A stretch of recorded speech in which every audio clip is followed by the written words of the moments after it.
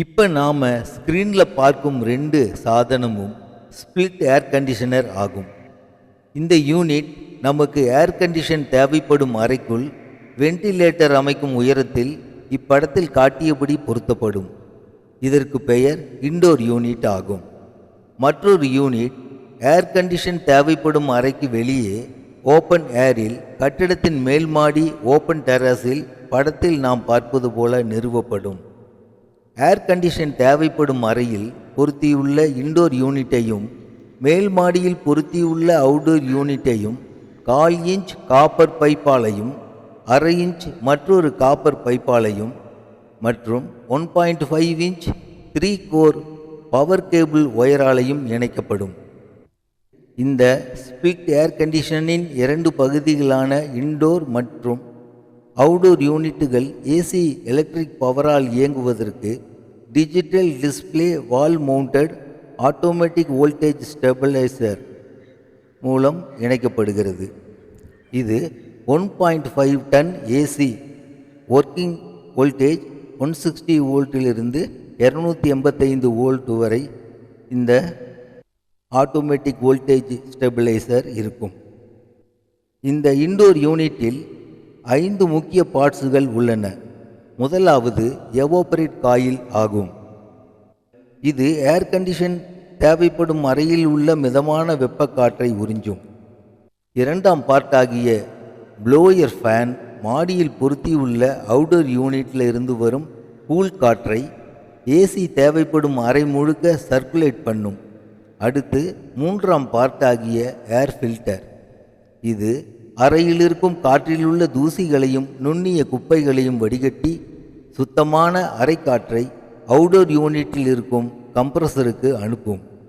இனி இன்டோர் யூனிட்டில் இருக்கும் 4ஆம் பார்ட் எக்ஸ்பான்ஷன் வால்வ் ஆகும்.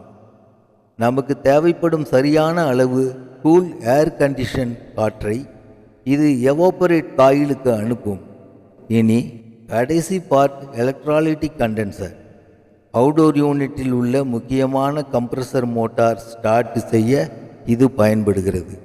இத்துடன் நாம் பயன்படுத்தும் ரிமோட் கண்ட்ரோலுக்கான தெர்மிஸ்டர் சர்க்கியூட்டும் டெம்பரேச்சர் சென்சார் யூனிட் சர்க்கியூட் போர்டும் எவாபரேட் காயில் அருகே பொருத்தப்பட்டு இருக்கும். இதுவரை நாம் பார்த்தது ஏர் கண்டிஷன் தேவைப்படும் அறைக்குள் பொருத்தியுள்ள இந்த இன்டோர் யூனிட்டின் முக்கிய பகுதிகளாகும். இனி நமக்கு ஏர் கண்டிஷன் தேவைப்படும் அறைக்குள் இன்டோர் யூனிட்டும் ஆட்டோமேட்டிக் டிஜிட்டல் வோல்டேஜ் ஸ்டெபிளைசரும் பொருத்திய பின் அடுத்து ஸ்பிளிட் ஏர் கண்டிஷன் என சொல்லப்படும் மற்றொரு ஸ்பிளிட் யூனிட் ஆகிய அவுட்டோர் யூனிட்டை ஓப்பன் டெரஸ் மாடியில் பொருத்துவதை பற்றி பார்ப்போம். இதுதான் அவுட்டோர் யூனிட் ஆகும். மாடியில் உள்ள சுவரில் இந்த அவுட்டோர் யூனிட்டை காற்றடித்தாலும் அசையாமல் இருக்குமாறு போல்ட் நட்டால் மெட்டல் கிளாம்பில் டைட்டாக பொருத்தப்படும். இந்த அவுட்டோர் யூனிட்டில் 3 முக்கிய பார்ட்டுகள் உள்ளன. முதலாவதாக கம்ப்ரஸர். படத்தில் நாம் பார்க்கும் இந்த கம்ப்ரஸர் சேம்பருக்குள் ஹைட்ரோஃப்ளோரோ கார்பன் என்னும் ரெஃப்ரிஜரண்ட் கேஸ் அடைக்கப்பட்டிருக்கும். கம்ப்ரஸர் ஃபங்க்ஷன் ஆகும்போது இந்த கேஸ் கம்ப்ரஸ் ஆகி ரெஃப்ரிஜரண்ட் லிக்விடாக மாறும். காப்பர் டியூப் வழியே இது பாஸ் ஆகும்போது இந்த காப்பர் குழாய் ரொம்ப சில்லுன்னு கூலாக ஆயிரும். அடுத்து இந்த அவுட்டோர் யூனிட்டின் அடுத்த முக்கிய பாகம் கண்டென்சர் ஆகும்.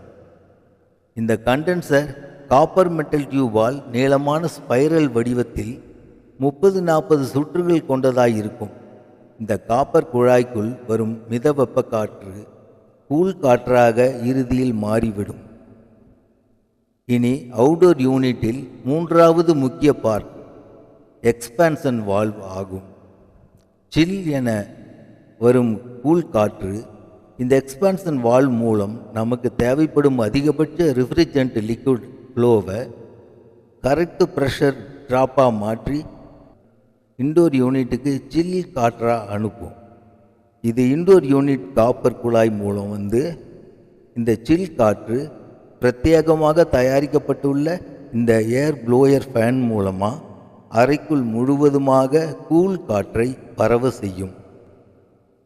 இன்டோர் யூனிட்டில் உள்ள தெர்மிஸ்டர் எலக்ட்ரானிக் டிவைஸ் நாம் இயக்கும் ரிமோட் கண்ட்ரோல் மூலமாக தெர்மிஸ்டர் டிவைஸில் உள்ள சென்சார் இயங்கி நமக்கு தேவையான அளவு கூலான காற்றை அறை முழுக்க பெற வழிவகுக்கிறது.